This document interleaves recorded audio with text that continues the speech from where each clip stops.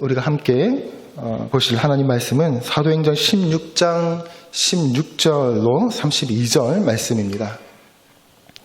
사도행전 16장 16절에서 32절 말씀입니다. 우리 한 절씩 교독하도록 하겠습니다. 우리가 기도하는 곳에 가다가 점치는 귀신 들린 요정 하나를 만나니 점으로 그 주인들에게 큰 이익을 주는 자라.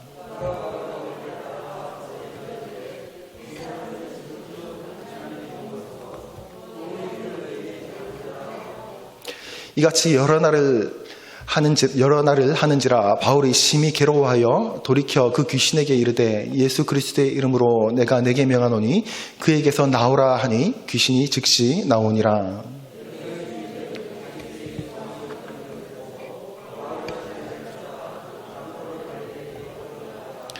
성관들 앞에 데리고 가서 말하되 이 사람들이 유대인인데 우리 성을 심히 요란하게 하여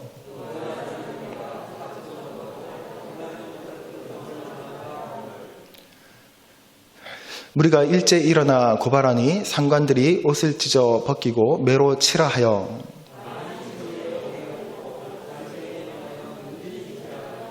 그가 이러한 명령을 받아 그들을 깊은 옥에 가두고 그 발을 차고에 든든히 채웠더니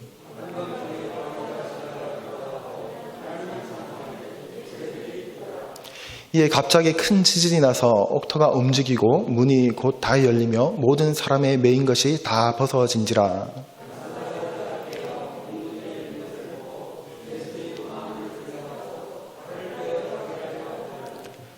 바울이 크게 소리질러 이르되 내 몸을 상하지 말라 우리가 다 여기 있노라 하니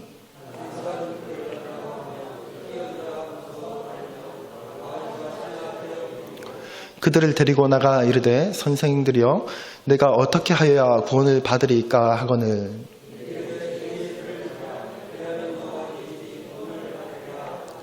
함께 읽겠습니다. 주의 말씀을 그 사람과 그 집에 있는 모든 사람에게 전하더라.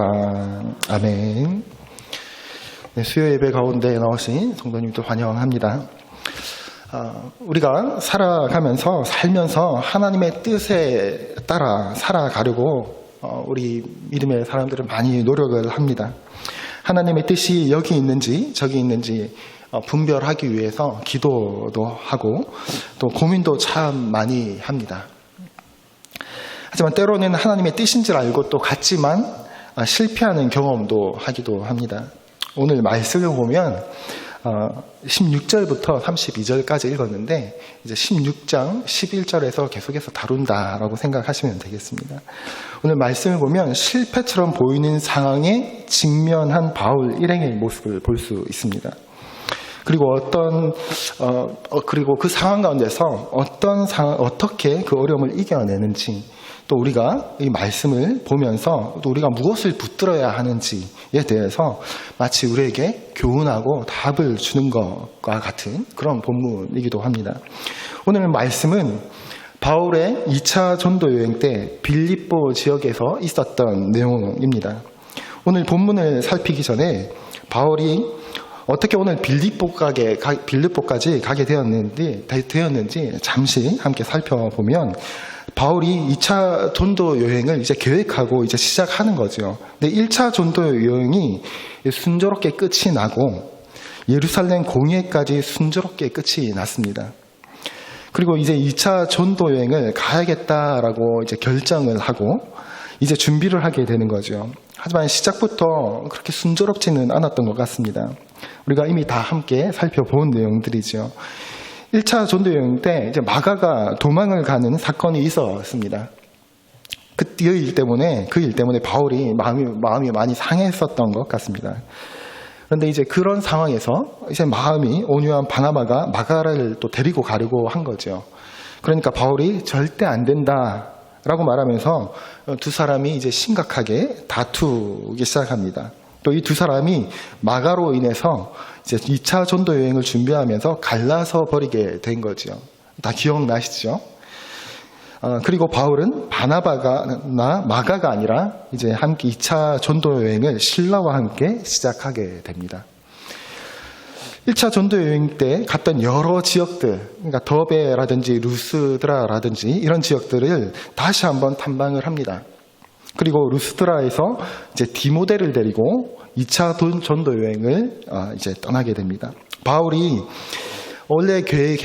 바울이 개인적으로 계획했던 것이 무엇이었습니까? 이 전도 여행에 대해서 아시아 지역으로 가고자 했던 마음을 먼저 가지고 있었죠. 여기서 말하는 아시아는 지금의 아마 터키 지역을 말하는 것인데요. 이 1차 전도 여행지가 아시아였고 에베소 그리고 골로새 이런 지역들이 굉장히 유명했던 또 로마의 식민 도시였기도 합니다. 하지만 성령께서 아시아에서 말씀을 전하지 못하게 이제 막으시는 사건들을 우리가 다 보았습니다. 바울은 아시아로 아마 가고 싶었던 것 같습니다. 그래서 터키 나머지 지역을 순방도 하고 부르기아와 갈라기아 땅으로 또 두루 다니기도 합니다. 그러면서 계속 아시아 지역에 이렇게 머무는 거죠. 그리고 무시아를 지나서 터키 북부 지방인 비두니아라는 지역으로 가려고 하는데 지난주에 우리가 함께 살펴보았던 7절 말씀을 보면 예수의 영이 이제 허락하지 아니한다 라고 기록된 말씀을 우리가 함께 살펴봤죠. 예수의 영이 성령께서 허락하지 않으셨던 겁니다. 그래서 바울은 두로아라고 하는, 그래서 한국에서 그렇게 멀지 않은 그 지역으로 가서 이제 다음을 이제 어떻게 해야 되는가 모색하려고 하는 거죠. 그런데 무슨 일이 일어났습니까? 이제 드로아에서 환상을 보게 된 것입니다. 꿈에 마게도냐 사람들이 나와서 마게도냐로 와라라고 하는 환상을 봅니다. 이후에 바울이 아시아에 대한 꿈을 접고 마게도냐로 이제 건너가게 됩니다. 마게도냐가 이제 유럽 쪽으로 가게 되는 거죠.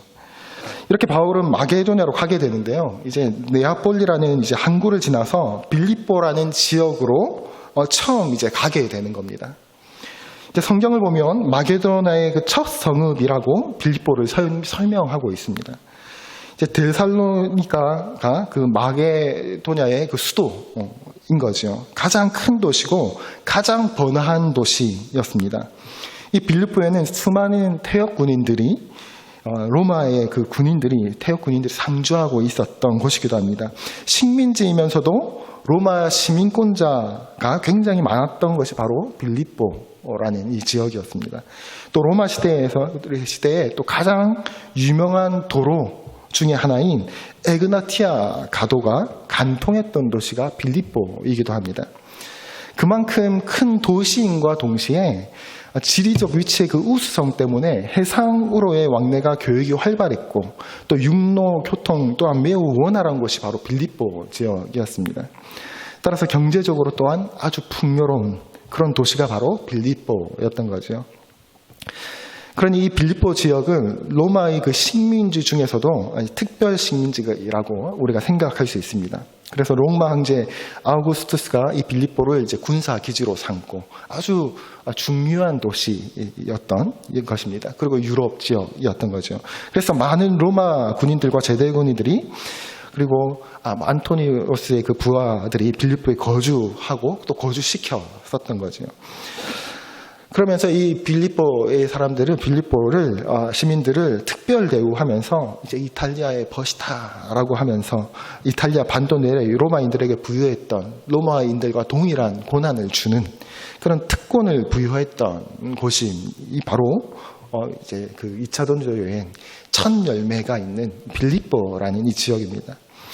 이런 빌립보 지역에 바울은 이제 성령께서 아시아로 가는 길을 막으시고 이쪽으로 인도하시는 것 같은 그 인도함을 따라 이 빌립보로 전도를 하러 가게 됩니다. 그런데 이 빌립보 지역의 특징이 유대인들이 많지 않은 지역이었다는 게 또 하나의 특징이었습니다. 성경을 보면 바울이 전도를 하는 과정들을 이렇게 살펴보면 유대인들에게 먼저 복음을 전하고 그리고 그 이방인들에게 복음이 전해지는 것을 볼 수 있습니다.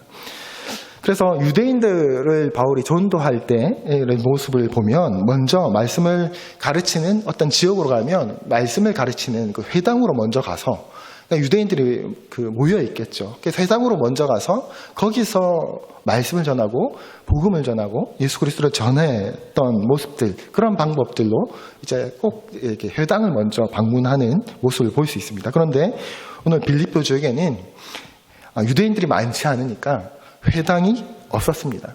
그만큼 유대인들이 많이 살지 않고 있었던 지역이라고 우리가 알 수 있는 거죠.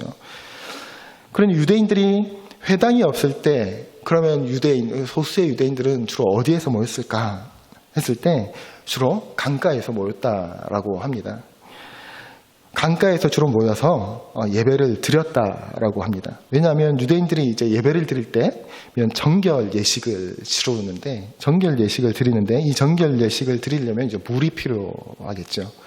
그래서 이들은 강가에서 예배를 드렸다고 합니다. 그래서 바울이 유대인을 만나려고 이제 강가로 가게 됩니다. 거기에서 하나님께서 예비하신 여인을 한 명을 만나게 되는데요. 그것이 누구라고 기록되죠? 16장 14절을 보면요. 두아디라시에 있는 자색옷감 장사로서 하나님을 섬기는 루디아라 하는 한 여자가 말을 듣고 있을 때 주께서 그 마음을 열어 바울의 말을 따르게 하신지라, 이렇게 기록합니다. 자색옷감 장수였던 루디아를 만나게 됩니다. 성경에서는 주께서 그 마음을 열어서 바울의 말을 따르게 하셨다라고 기록하고 있습니다. 그리고 이렇게 청합니다. 15절 하반절에 보면 나를 주 믿는 자로 알거든 내 집에 들어와 유하라. 나를 믿는 자로 생각하신다면 우리 집에 와서 좀 머무십시오 하고 요청한 것입니다. 그리고 첫 선교부터 이렇게 바울이 이제 성령의 인도함 따라 빌립보에 가서 첫 선교, 첫 전도의 순간부터 뭔가 순조롭게 진행되는 듯한 느낌을 받습니다. 환상을 보고 빌립보에 가서 강가로 갔는데 루디아라 하는 여인을 만나고 묵고 먹을 수 있는 그런 것을 이제 지금 얻을 수 있는 상황이 된 거죠. 마치 꽤 부유했던 그 루디아, 옷감장수 루디아 그 여인을 만나고 그 집에서 이제 유숙할 수 있게 된 거죠. 그 여인이 예수님을 믿는 그런 놀라운 일, 그리고 바울의 말을 듣고 따르는 일, 너무 자연스럽게 이 상황이 벌어집니다. 시작부터 은혜를 막 경험하는 것 같습니다. 얼마나 머물렀는지는 정확하게 알 수 없는데 빌립보서를 보면 유오디아, 에부바로디도, 순두계 여러 이름들이 나오는 것을 봤을 때 아마 바울은 여기서 이 빌립보의 지방에서 그렇게 짧지 않은 시간을 거했던 것 같습니다. 그러면서 거기서 많은 사람들, 빌립보에서 언급되었던 많은 사람들을 만났던 것 같습니다. 그래서 다양한 사람들을 만났겠죠. 소상공인도 만났을 것이고 기술자도 만났을 것이고 또 좀 높은 신분을 가지고 있는 군인들도 아마 만났을 것 같습니다. 그러면서 빌립보에서 복음을 전하는 이제 활동을 했을 겁니다. 그런데 이런 활동들을 하고 있는 중에 큰 위기가 찾아옵니다. 하루는 바울과 실라가 기도를 하러 가다가 점치는 귀신 들린 여종을 만납니다.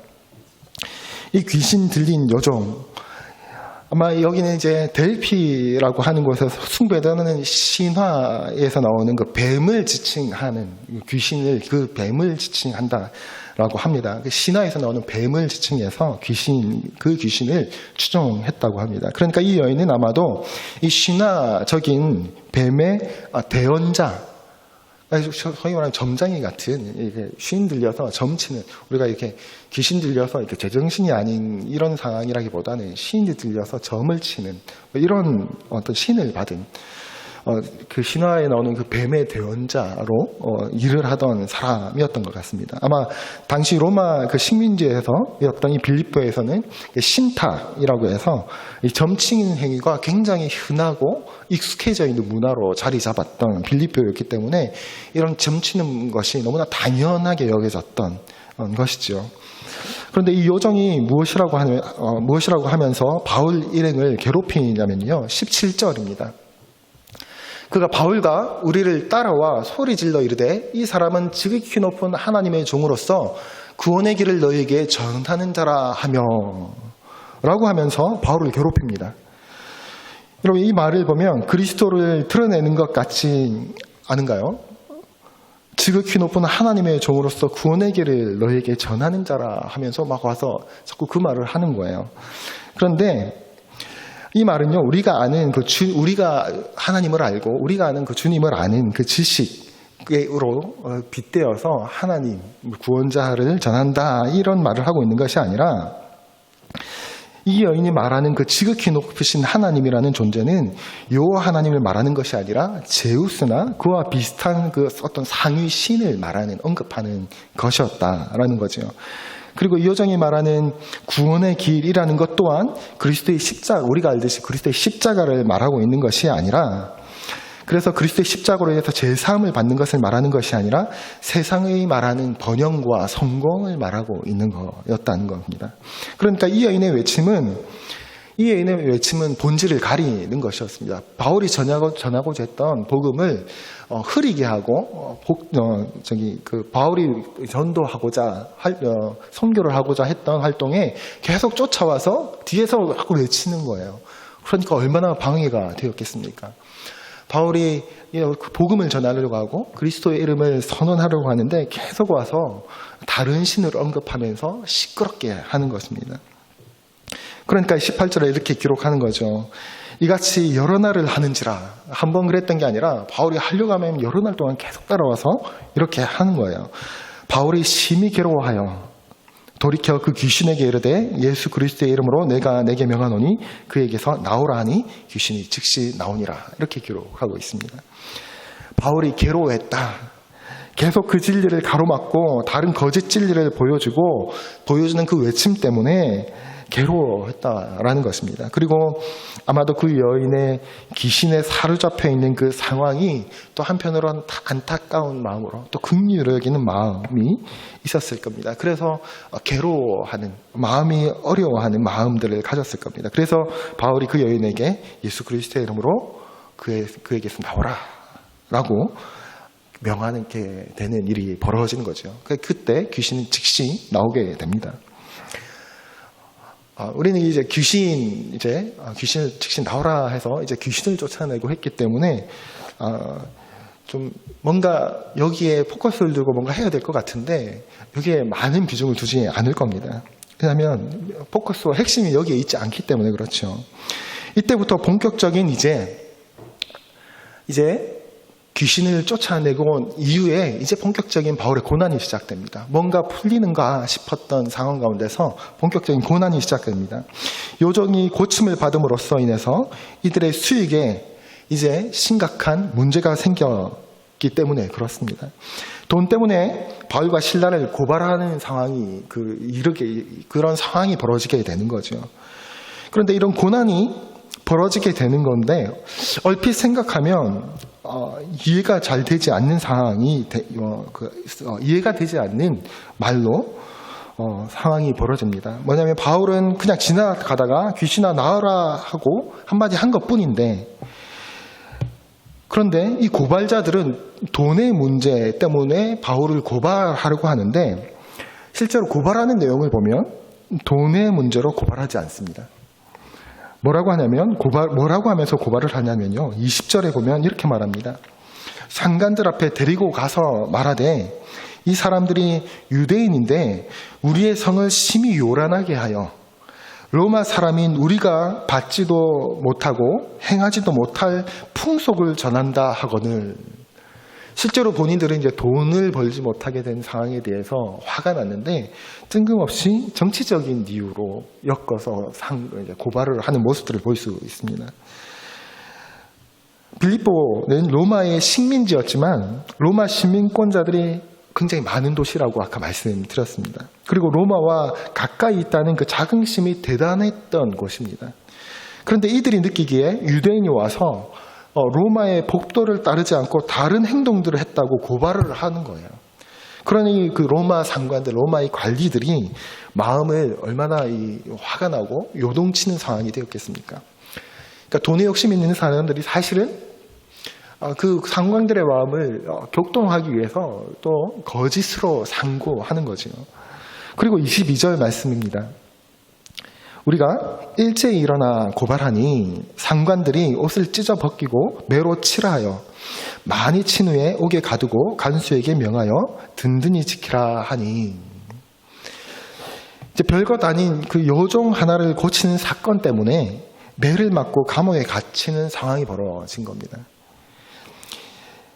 2차 전도 여행에서 첫 복음의 사역지였던 이 빌립보에서 첫 번째 문제가 발생한 것입니다. 앞서 바울의 그 빌립보 지역으로 오게 된 상황들을 좀 길게 함께 설명드렸습니다. 말씀드렸는데요. 아시아를 가고자 하는 그 꿈을 접고 여기로 와서 순조롭게 루디아를 만나고 거처하면서 지낼 곳이 생기면서 그 인도하심 따라 잘 진행되는 듯 했습니다. 그런데 한 번의 설교로 수많은 사람들이 회심하는 그런 역사는 일어나지 않고 그냥 한 명 한 명 그냥 이렇게 만나고 있는 상황 가운데서, 더군다나 내가 전도하려고 했던 사람도 아닌데 따라다니면서 방해를 하는 거죠. 그래서 단지 귀신을 내쫓아 주고 준 것뿐인데 매를 맞고 감옥까지 갇히게 되는 일이 벌어진 겁니다. 그러면 어떤 생각이 들 수 있을 것 같습니까?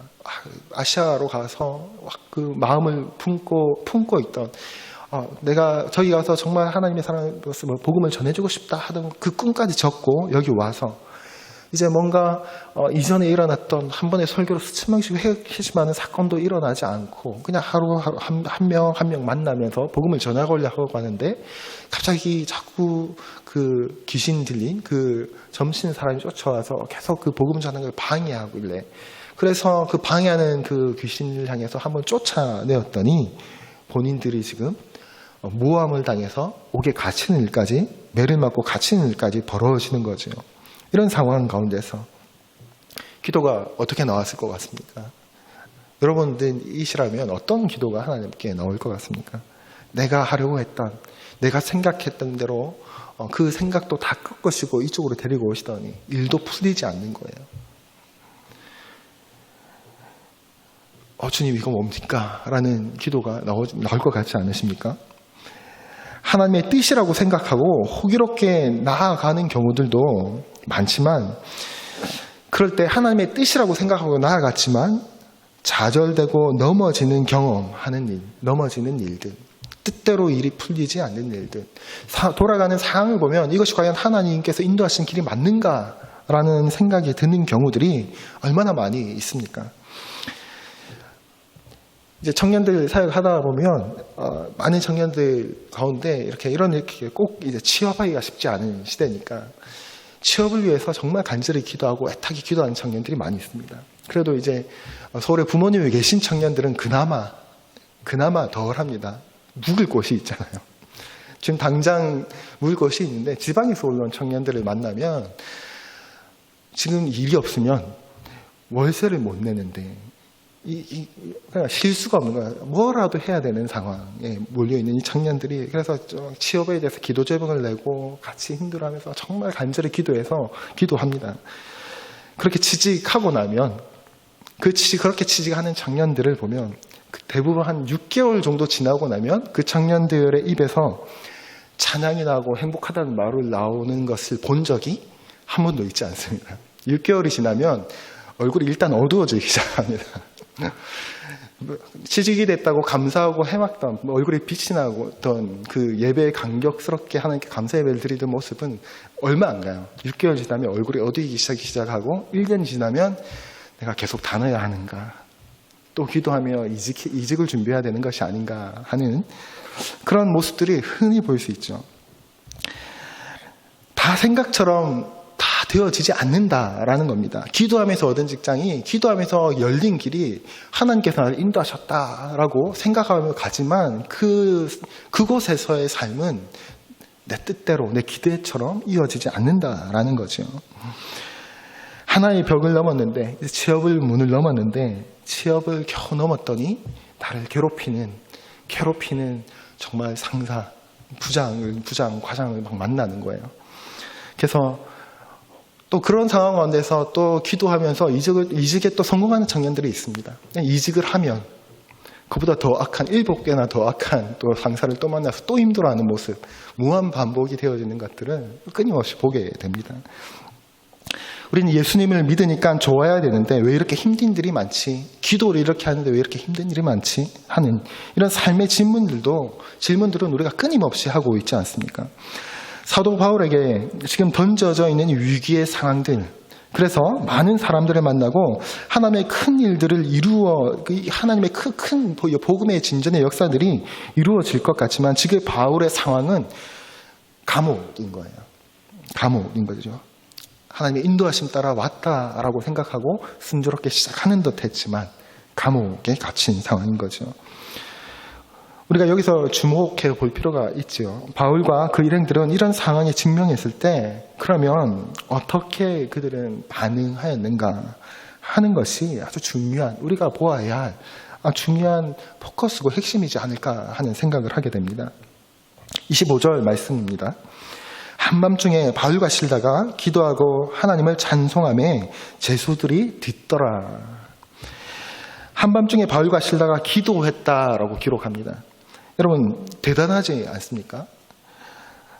저 같으면 두려웠을 것 같습니다. 두려워해서 찬송하지 못했을 것 같습니다. 무서워해서 중얼중얼 하나님을 찾긴 했겠지만 두려운 가운데서 하나님을 찾았을 것 같습니다. 그런데 이 가운데 놀라운 믿음의 모습을 지금 보여주고 있는 거죠. 지금 처해 있는 상황에, 본인이 상황에 있는 환경과 상황에 집중하지 않는 모습을 보여줍니다. 이들이 바울의 일행이 집중하는 것은 무엇입니까?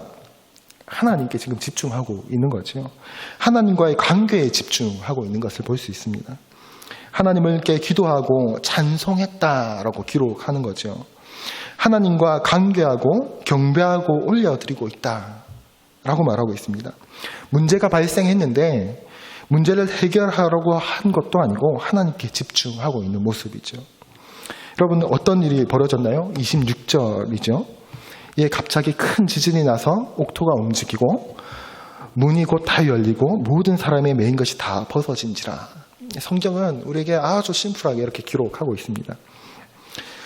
우리는 아까 귀신을 내쫓을 때도 말씀드렸지만 우리는 여기서 또 실수하면 안 됩니다. 하나님께 기도했더니 옥문이 열리지 않았냐. 그러니 기도해.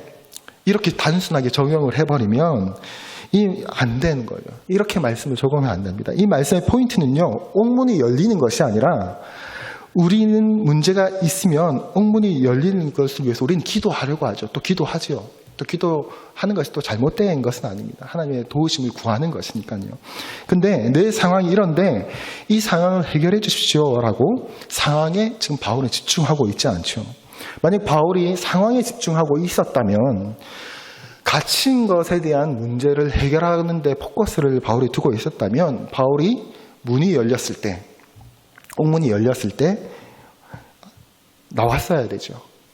그렇죠? 문제가 해결됐는데 그럼 얼른 나갔어야 되는데 바울은 그렇게 행동하지 않습니다.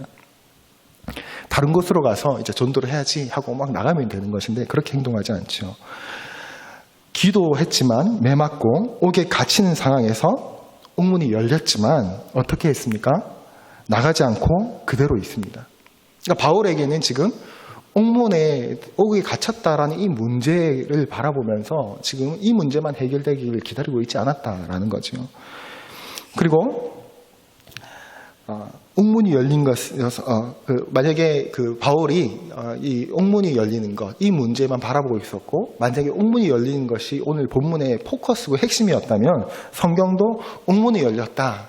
그리고 바울이 나갔다. 다른 곳에 가서 복음을 열심히 전했다. 이렇게 기록을 했겠죠. 근데 성경도 그렇게 기록하고 있지 않습니다. 27절 말씀입니다. 간수가 자다가 깨어 옥문들이 열린 것을 보고 제수들이 도망한 줄 생각하고 칼을 베어 자결하거늘 이야기가 계속 이어지는 거예요. 바울은 나가지 않고. 여러분 여기서 간수는요, 높은 직분이나 아니면 좋은 직장, 간수라는 요즘에는 이제 교도관 하면 공무원이라서 좋은 직장이라고 할 수 있겠지만 지금 여기는 좋은 직장을 가진 어떤 사람이 아니라 당시의 간수는 노예들이 하는 일이었습니다. 노예였습니다. 그러니까 옥문이 열리고 제수를 놓쳤습니다. 자신의 본분을 다하지 못한 이 노예는 어떻게 될까요? 그것에 대한 책임을 지고 쉽게 죽음을 맞이할 수밖에 없겠죠. 그 책임을 져야 하는 상황입니다. 그러니 간수가 자결을 하려고 하는 상황이었던 거죠. 이때 바울이 이렇게 말합니다. 28절에 바울이 크게 소리질러 이르되 내 몸을 상하지 말라. 우리가 다 여기 있노라. 여러분, 옥문이 열렸습니다. 상황이 해결되었어요. 문제라고 생각하는 문제가 해결되었습니다. 하나님의 강권적인 은혜가 있었습니다. 그러나 이들은 옥문을 나가지 않았습니다. 이 어려움을 해결할 수 있는 상황이 생겼지만 이들은 문제는 그렇게 해결하고 하지 않습니다. 어떻게 해결합니까? 죽으려고 했던 그 간수. 바울 일행이 안에 있는 것을 보고 그 범상치 않은 사람들이 아마 직감했겠죠. 옥문이 열렸는데 도망하지 않고 그 안에 있는 그들을 보면서 묻습니다. 선생님들이여 내가 어떻게 하여야 구원을 얻겠습니까? 하고 묻습니다. 그리고 31절에 우리가 너무 잘 아는 유명한 말씀이 있죠. 함께 읽겠습니다. 31절입니다. 시작. 이르되 주 예수를 믿으라. 그리하면 너와 네 집이 구원을 받으리라 하고. 그리고 34절에 이렇게 기록합니다. 그들을 데리고 자기 집으로 올라가서 음식을 차려주고 그와 온 집안이 하나님을 믿음으로 크게 기뻐하니라 라고 34절에 바로 기록하고 있죠. 실제로 구원을 얻게 된 것이죠. 멸류관교회 성도 여러분, 우리가 잘 생각해 봐야 할 것 같습니다. 하나님께서는 바울에게 왜 고난을 받게 하셨을까요? 옥문이 열리는 것을 경험하게 해주고 싶어서 옥에 갇히게 하셨을까요? 아니죠. 옥문을 열리는 걸 좀 경험해보게, 내가 이렇게 힘이 세다, 내가 이런 일도 할 수 있다라는 것, 단지 그것을 경험하기 위해서 옥에 갇히는, 매를 맞고 옥에 갇히는 고난을 경험한 게 아니지요. 바울이 고난을 받았던 이유는 옥문이 열리는 것을 경험하기 위함이 아니라 한 사람의 생명을 살리는 그 구원 계획에 있었다라는 것이 핵심이고 포커스라는 겁니다. 바울의 고난을 통해서 옥문이 열리는 그 일을 통해서 너와 내 집이 구원을 얻는 놀라운 일이 벌어지게 된 것입니다. 근데 이 일 또한 만약에 인간적으로 생각을 한다면 내가 알지도 못하는 그 한 사람을 위해서 그렇게까지 해야 하나라는 생각들을 우리는 할 수 있죠. 나는 더 큰 사역을 해야 하는 것 아닙니까? 라고 생각할 수도 있습니다. 더 많은 사람들을 위해서 뭔가를 해야 되지 않겠습니까? 그런데 이렇게 끝나지 않고 바울은 이 일 후에 다시 루디아의 집으로 갔다가 잠시 위로해주고 다른 지역으로 갑니다. 이렇게 빌립보에서의 사역이 끝이 납니다. 10,000명이 모이고 20,000명이 모이고 수천 명이 모이고 이랬다 하는 기록은 없습니다. 빌립보가 하나님 나라가 되었다. 그래서 하나님의 바쳐진 도시가 되었다. 이런 기록도 남아있지 않습니다. 그런데 정말 중요한 것은 바울이 떠난 이후에 빌립보 지역에 교회가 세워졌다라는 겁니다. 바울이 여기에 마게도냐로 건너갔던 이유, 즉 열매를 바울의 때에 얻지 못했을 수도 있을 것 같습니다. 바울이 있을 때 바울은 옥에 갇히고 한 가정을 그냥 구원하고 복음을 전해주고 떠났을 뿐이지요. 하지만 성령께서 시작하셨고 인도하셨고 시작하셨고 여전히 일하시는 그 하나님께서 그 지역에 교회를 세우십니다. 그것이 바로 빌립보 교회였다라는 것입니다. 멸관교회 성도 여러분, 우리가 집중해야 할 것은 우리의 삶 가운데서도 우리가 집중해야 할 것은 우리에게 벌어지는 환경이나 상황이 아니다라는 것입니다. 우리의 이스라엘 고백들이 절대 선할 수가 없습니다. 우리가 우리 삶에서 벌어지는 일들과 문제들만 바라본다면 우리의 고백은 하나님 앞에서 고백은 선한 고백들이 계속해서 나올 수가 없습니다. 불평과 두려움의 고백들만 나올 수밖에 없겠죠. 걱정의 고백들만 계속 나오겠죠. 바울이 빌립보 지역에서 한 사역들을 상황적으로만, 인간적으로, 환경적으로만 바라본다면 결코 좋은 이야기나 선한 이야기를 할 수가 없습니다. 수많은 사람들이 회심하고 교회를 세웠던 것도 아닙니다. 그냥 부유한 여인을 한 명 만나서 도움을 받고 그리고 조금 기적을 경험한 것으로 회자는 될 수 있겠죠. 그런 일이 있었다더라. 와, 바울이 대단하네. 라는 이야기들은 할 수 있었겠죠. 하지만 그것으로 끝나버렸겠죠. 바울이 그랬더라라는 것이 우리에게 무슨 의미가 있겠습니까? 바울에게 그런 기적이 있었다더라라는 게 무슨 의미가 있겠습니까? 우리에게 하나님의 인도하심이 있는 것이 필요한 것이고, 우리에게 생명이 탄생되어지고 생명이 살아나고 소생하는 일들이 일어나는 것이 필요한 것이죠. 바울의 일행은 그러므로 이 기적에 집중하고 상황에 집중한 것이 아니라 주님께 집중한 모습들을 보여주었습니다. 예수님께 뜻을 묻고 찬미하고 관계하였던 거죠.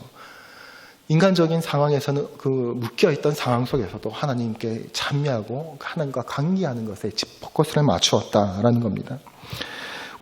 여러분, 우리의 인생도 하나도 안 되는 것처럼 느껴지는 경우들이 참 많이 만날 수 있습니다. 또 그런 인생 같은 인생을 많이 볼 수 있습니다. 그러나 하나님께서는 여전히 일하고 계신다라는 거죠. 결국 하나님의 때에 하나님께서 그 일을 하실 것이다 라는 겁니다. 오늘 우리도 마찬가지입니다. 직장의 문제, 가정의 문제, 그리고 공동체의 문제, 상황과 환경을 바라보면 암울할 수밖에 없는 것이 사실은 우리의 인생이죠. 하지만 그 문제를 주신 이유가 분명히 있다라는 것입니다. 우리에게 그 고난이 있는 것은 우리에게는 이유가 있다라는 것이죠. 하나님께서 아무 이유 없이 에라 모르겠다, 그냥 좀 힘든 일이 벌어졌네, 나도 모르겠네 하는 일을 하면 벌어질 수 없습니다. 빌립보에서는 감을 갇힌 상황을 통해서 간수를 구원하십니다. 그리고 그 간수는 빌립보 교회의 아마 핵심 멤버가 되었을 겁니다. 그 교회는 바울의 유럽 교회의 첫 열매로 자라게 됩니다. 상황에 갇히지 않고 오직 주님을 바라보며 믿음으로 주어진 삶을 감당할 수 있게 된 것이죠.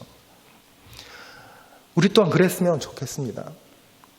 상황을 바라보는 것이 아니라 환경을 바라보면서 선한 고백이 나올 수 없는 걱정과, 기도한다고 앉았지만 계속해서 걱정하는, 그래서 그 상황의 해결을 위한 기도만 끊임없이 하는 그런 어린아이와 같은 두려움에 사로잡힌 신앙이 아니라, 하나님과의 관계 속에서 상황에 연연하지 않고 하나님께서 그 함께 하시는 그 든든함 속에서 세상에 벌어지는 모든 환경과 상황 가운데서 우리가 좀 덤덤하고 담대하고 묵묵하게 우리에게 주어진 삶을 좀 걸어갈 수 있는, 그래서 기도할 때 하나님 이것만 좀 해결해 주십시오 라는 기도보다는 이 문제를 통해서 하나님, 내가 하나님의 어떤 뜻을, 어떤 선한 일을 내가 내 삶 가운데 하나님께서 이루시길 원하십니까? 라는 좀 더 큰 기도를 할 수 있는 그런 우리의 모습과 하나님의 자녀들이 되었으면 좋겠습니다.